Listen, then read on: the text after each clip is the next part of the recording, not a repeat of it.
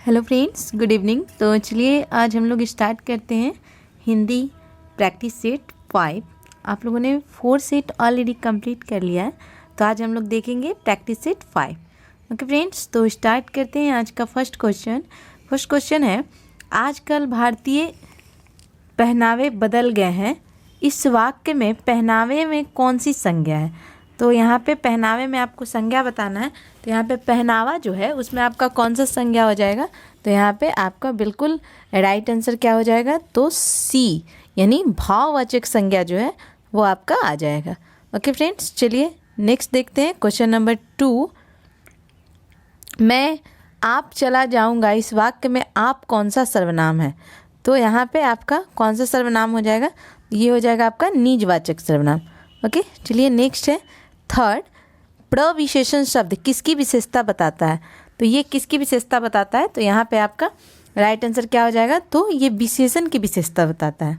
Okay, चलिए next है, मीरा को जिंदगी से बहुत घृणा है, इस वाक्य में से किस प्रकार की कारक की विभक्ति है? तो यहाँ पे आपका से किस प्रकार का विभक्ति हो जाएगा? तो यहाँ आपका राइट आंसर हो जाएगा बी, अपादान। ओके फ्रेंड्स, चलिए नेक्स्ट देखते हैं क्वेश्चन, काल कितने प्रकार के होते हैं? तो यहाँ पे आपका भूतकाल जो होता है वो कितने प्रकार का होता है? तो यहाँ पे ऑप्शंस आपको दिख रहे होंगे, तो यहाँ पे आपका राइट आंसर हो जाएगा। चलिए, तो यहाँ राइट आंसर आपका क्या हो जाएगा? तो यहाँ राइट आंसर हो जाएगा आपका 6 प्रकार का। ओके फ्रेंड्स, नेक्स्ट देखते हैं क्वेश्चन, व्यायाम का संधि विच्छेद क्या है? तो यहाँ पे व्यायाम का संधि विच्छेद आपको बताना है। तो यहाँ पे आपका व्यायाम का संधि विच्छेद क्या हो जाएगा? तो बिल्कुल सही है आप लोगों का आंसर। तो यहाँ पे हो जाएगा बी प्लस आयाम, ये होता है आपका व्यायाम। ओके फ्रेंड्स, चलिए नेक्स्ट देखते हैं क्वेश्चन नंबर 7, नीरव का संधि विच्छेद क्या होगा? तो यहाँ पे आपको नीरव दिख रहा है, इसका संधि विच्छेद आपको करना है। तो यहाँ पे नीरव का संधि विच्छेद आपका क्या हो जाएगा? तो यहाँ पे आपका राइट आंसर हो जाएगा बी, निर जो रव। ओके, नेक्स्ट है हमारा, आजन्म में कौन सा समास है? तो यहाँ पे आजन्म है, तो इसमें कौन सा समास हो जाएगा? तो यहाँ पे आपका हो जाएगा अव्ययी भाव समास। ओके, चलिए नेक्स्ट देखते हैं क्वेश्चन, जन्म मरण में कौन सा समास है? तो यहाँ पे आपका कौन सा समास हो जाएगा? तो यहाँ पे आपका हो जाता है राइट आंसर द्वंद्व समास। नेक्स्ट है क्वेश्चन, निस्तेज में कौन सा उपसर्ग है? तो उपसर्ग तो आप सभी को पता है, जो पहले लगता है। तो यहाँ पे कौन सा उपसर्ग हो जाएगा? तो यहाँ पे हो जाएगा आपका निस, यानी सी बिल्कुल सही है। चलिए नेक्स्ट देखते हैं क्वेश्चन नंबर 11, आप लोग को दिख रहा होगा, बुढ़ापे में कौन सा उपसर्ग है? तो यहाँ पे आपको उपसर्ग बताना है। तो बुढ़ापा में आपका कौन सा उपसर्ग हो जाएगा? तो यहाँ पे हो जाएगा आपका पा। ठीक है, तो यहाँ पे आपका बिल्कुल सही हो जाएगा, यहाँ पे 11 का आपका ए। ओके फ्रेंड्स, चलिए नेक्स्ट देखते हैं क्वेश्चन 12 नंबर, निम्नलिखित शब्दों में कौन सा शब्द शुद्ध है? ओके, तो यहाँ पे शुद्ध शब्द जो है वो आपको बताना है कि इसमें से शुद्ध शब्द आपका कौन सा होगा। तो यहाँ पे आपका राइट आंसर क्या हो जाएगा? तो यहाँ पे राइट आंसर आपका हो जाएगा बी, यहाँ पे उच्च श्वास जो है ये आपका शुद्ध है। नेक्स्ट है 13, निम्नलिखित शब्दों में कौन सा शब्द शुद्ध है? फिर आपको शुद्ध शब्द पहचानना है। तो यहाँ पे चरमो उत्कर्ष जो है, यानी ए जो लिखा हुआ है ये बिल्कुल सही लिखा हुआ है। नेक्स्ट देखते हैं क्वेश्चन, निम्नलिखित वाक्यों में कौन सा वाक्य शुद्ध है? अब यहाँ पे शब्द नहीं, आपको वाक्य पहचानना है, कौन सा वाक्य आपका शुद्ध है। तो यहाँ पे आपका क्या हो जाएगा? तो यहाँ बिल्कुल सही हो जाएगा आपका सी, फूलों की एक माला ला दीजिए, ये आपका सही है।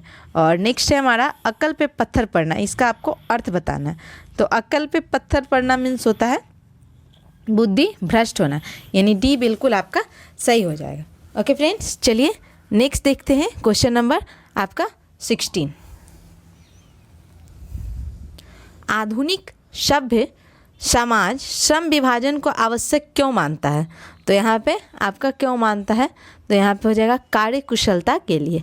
ओके फ्रेंड्स, चलिए नेक्स्ट है हमारा क्वेश्चन नंबर, श्रम विभाजन और जाति प्रथा पाठ बाबा साहेब के किस भाषण का संपादित अंश है? तो यहाँ पे आपका किस भाग का जो है ये अंश है आपका। तो यहाँ पे आपका राइट आंसर क्या हो जाएगा? तो यहाँ राइट आंसर हो जाएगा सी, आपका annihilation of caste. Okay friends, चलिए नेक्स्ट देखते हैं क्वेश्चन नंबर आपका 18 नंबर क्वेश्चन है आपका, ऐसे ही लड़के आगे चलकर गुंडे, चोर, डाकू बनते हैं, यह पंक्ति कहानी के किस पात्र ने कही है? तो ये आपका किस पात्र में ये कहा गया है? तो यहाँ पे आपका राइट आंसर हो जाएगा सेन साहब। ओके फ्रेंड्स, चलिए नेक्स्ट देखते हैं, किसके अध्ययन क्षेत्र में भारत के कारण नवजीवन का संचार हो चुका है? तो यहाँ पे आपका क्या हो जाएगा? तो यहाँ राइट आंसर बिल्कुल आप लोगों का हो जाएगा नीति कथा। नेक्स्ट है, सहजात वृत्तियाँ किसे कहते हैं? तो सहजात वृत्तियाँ किसे कहते हैं? तो ये बोलते हैं अनजान स्मृतियों को। नेक्स्ट देखते हैं क्वेश्चन, नागरी लिपि के आरंभिक लेख में हमें कहाँ से मिले हैं? तो ये नागरी लिपि जो है इसका आरंभिक लेख जो है हमें कहाँ से मिला है? तो यहाँ पे आपका राइट आंसर हो जाएगा दक्षिण भारत से। नेक्स्ट है आपका बेतमा दान पात्र किस समय का है? तो यहाँ पे जो बेतमा दान पात्र है वो किस समय का है? तो यहाँ पे आपका बिल्कुल राइट आंसर हो जाएगा, ये है 1020 ईस्वी का। और यहाँ पे नेक्स्ट क्वेश्चन है, बहादुर लेखक के घर से अचानक क्यों चला गया? तो बहादुर जो है लेखक के घर से अचानक क्यों चला गया था? तो यहाँ पे आपको 23 का आंसर बताना है। तो यहाँ आपका राइट आंसर क्या हो जाएगा? तो यहाँ आपको 2 ऑप्शंस दिख रहे होंगे, और चलिए नीचे देखते हैं क्यों चला गया था, और 2 ऑप्शन आपके नीचे हैं। तो यहाँ तो दोनों आपका जो है वो गलत है। चलिए, तो यहाँ पे आपका क्या हो जाएगा? तो यहाँ सी आंसर बिल्कुल सही है। तो यहाँ पे सी जो है राइट आंसर हो जाएगा। बोल रहा है कि स्वयं के प्रति लेखक तथा उसके घर वालों के व्यवहार में आए परिवर्तन के कारण जो है बहादुर चला जाता है।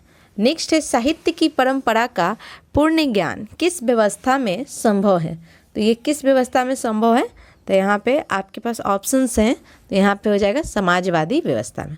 ओके फ्रेंड्स, चलिए नेक्स्ट देखते हैं क्वेश्चन, पंडित बिरजू महाराज का जन्म कब हुआ? तो ये आपका ये रिपीटेड क्वेश्चन है, बहुत बार आ चुका है, तो आपके एग्जाम्स में भी आएंगे।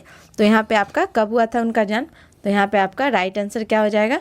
4 फरवरी 1938 को उनका जन्म हुआ था। ओके फ्रेंड्स, चलिए नेक्स्ट है हमारा ल मादा मोजेल द अवन्यू किसकी कृति है? तो ये किसकी कृति है? तो यहाँ पे आपका राइट आंसर क्या हो जाएगा? तो ये है पिकासो की कृति। चलिए नेक्स्ट देखते हैं क्वेश्चन, ला शतरूज का धार्मिक उपयोग कब से कब तक होता है? तो यहाँ पे आपका राइट आंसर क्या हो जाएगा? तो यहाँ आपका बिल्कुल राइट आंसर जो है वो हो जाएगा डी, 14वीं सदी से फ्रेंच क्रांति तक। ओके फ्रेंड्स, चलिए नेक्स्ट देखते हैं क्वेश्चन है आपका, मछली कहानी में किस वर्ग का चित्रण है? तो मछली जो कहानी है उसमें किस वर्ग का चित्रण मिलता है? तो यहाँ पे आपका राइट आंसर क्या हो जाएगा? तो सी, निम्न मध्य वर्गीय परिवार। और नेक्स्ट है, बिस्मिल्लाह खां के साथ किस मुस्लिम पर्व का नाम जुड़ा है? तो यहाँ पे बिस्मिल्लाह खां के साथ कौन सा? तो यहाँ पे राइट आंसर हो जाएगा मुहर्रम। ओके फ्रेंड्स, चलिए नेक्स्ट देखते हैं क्वेश्चन 30 है, महात्मा गांधी के अनुसार उदांत व बढ़िया शिक्षा क्या है? तो यहाँ पे आपका राइट आंसर हो जाएगा। तो ये महात्मा गांधी के अनुसार जो है सबसे बढ़िया शिक्षा है अहिंसक प्रतिरोध। नेक्स्ट है, बानी कब विष के समान हो जाती है? तो बानी जो है विष के समान कब हो जाती है? राम नाम के बिना। नेक्स्ट है, रसखान के रचना काल के समय किसका राज्य काल था? तो रसखान के जब रचना काल का टाइम चल रहा था तो उस समय किसका राज्यकाल था? तो यहाँ पे आपका राइट आंसर हो जाएगा। तो यहाँ बिल्कुल सही आंसर हो जाएगा जहांगीर का। चलिए नेक्स्ट देखते हैं क्वेश्चन, कवि ने परिजन्य किसे कहा? तो यहाँ पे आपका क्वेश्चन नंबर 33 है, कवि ने परिजन्य किसे कहा? तो यहाँ पे आपका राइट आंसर क्या हो जाएगा? तो ये हो जाएगा बादल को। ओके, चलिए नेक्स्ट है, प्रेमधन अपना आदर्श किसे मानते थे? तो प्रेमधन जो थे वो अपना आदर्श किसे मानते थे? तो वो मानते थे भारतेंदु हरिश्चंद्र को। और नेक्स्ट है, भारत माँ के श्रेष्ठ मुख की तुलना कवि ने किससे की है। तो यहाँ पे जो भारत माँ की श्रेष्ठ मुख है उसकी तुलना कवि ने किससे की है? तो यहाँ पे छाया युक्त से की है। ओके फ्रेंड्स, चलिए नेक्स्ट देखते हैं। तो यहाँ छाया युक्त चंद्र से की है। नेक्स्ट है मिट्टी की अबोध मूर्तें कौन सी है? तो यहाँ पे आपको 36 दिख रहा होगा। मिट्टी की जो अबोध मूर्तें हैं वो आपका बोल रहा है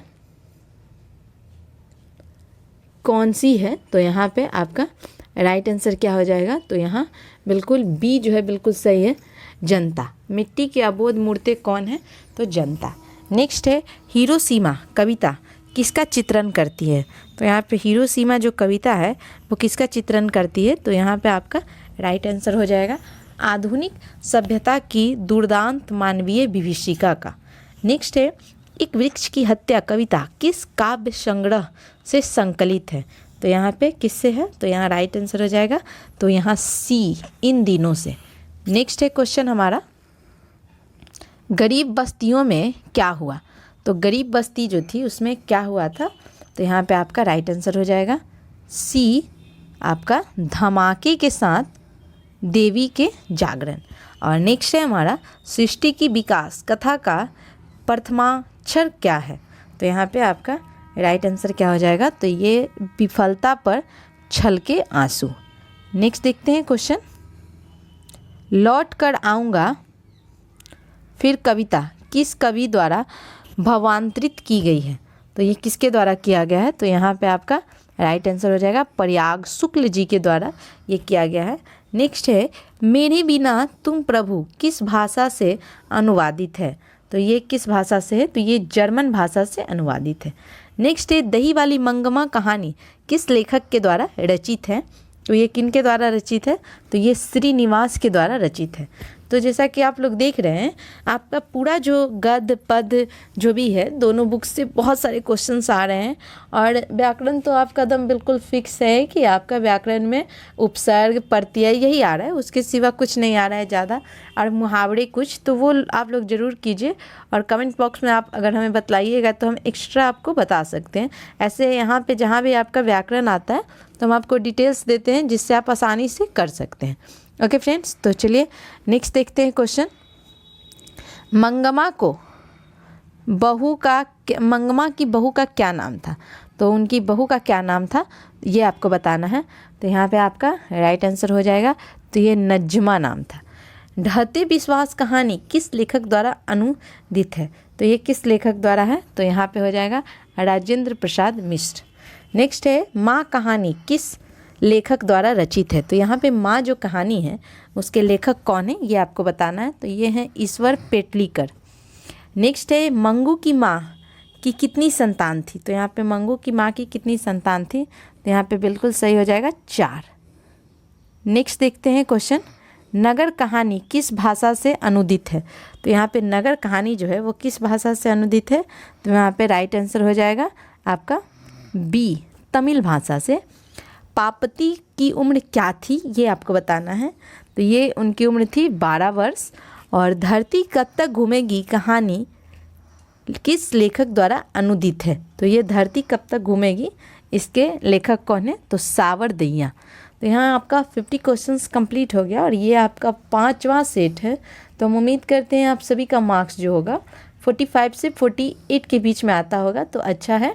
अदरवाइज कितने लोग होंगे जिनका 50 आ रहा होगा तो वो लोग बहुत अच्छे हैं, और जिनका 45 से कम आ रहा है तो उसमें घबराने की बात नहीं है। आप लोग ये सेट को डबल बार प्रैक्टिस कीजिए क्योंकि इसी टाइप के क्वेश्चंस आपके एग्ज़ाम में आते हैं और हमें सब याद रहता है लेकिन एग्ज़ाम में हम लोग भूल जाते हैं। तो उसके लिए ज़्यादा ज़रूरी है कि हमारे पास बहुत ज़्यादा एक्सपीरियंस होना चाहिए सेट लगाने का।